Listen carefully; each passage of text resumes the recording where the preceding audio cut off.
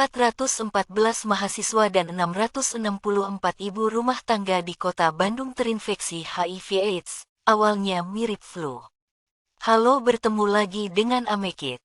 HIV/AIDS hingga kini masih menjadi perhatian besar di Indonesia, tak terkecuali di jantung ibu kota Provinsi Jabar.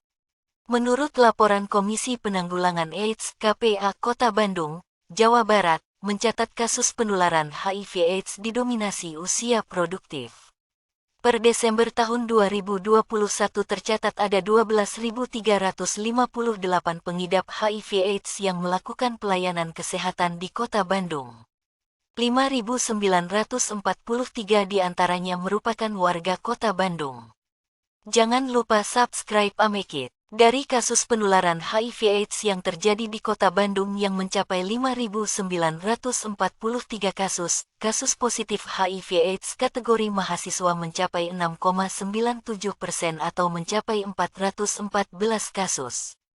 Paling banyak itu usia 20-29 tahun, persentasenya 44,84%, usia produktif banget, kata Ketua Sekretariat KPA Kota Bandung Sis Sylvia Dewi, Selasa, dikutip dari Detik Indonesia tanggal 23 Agustus tahun 2022.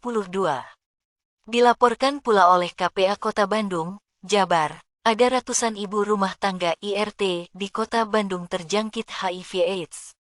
Berdasarkan data KPA Kota Bandung, dari 5.943 pengidap HIV/AIDS ber-KTP Kota Bandung yang tercatat sejak Desember tahun 2021, 664 diantaranya adalah ibu rumah tangga IRT. Mereka tertular dari para suaminya yang diduga melakukan hubungan seks dengan perempuan lain tanpa pengaman atau hobi open BO, 11,18%, 664 IRT tertular dari pasangannya akibat hubungan heteroseksual, kata Sylvia via sambungan telepon, Selasa tanggal 23 Agustus tahun 2022 dikutip dari Detik Jabar tanggal 23 Agustus tahun 2022. Tapi menurut Sylvia risiko penularan pada anak rendah. Anak kecil, ditularkan, hanya 2,76%, 164 kasus tuturnya. Mahasiswa di Bandung, ibu rumah tangga di Bandung ratusan cewek open BO yang terinfeksi HIV/AIDS.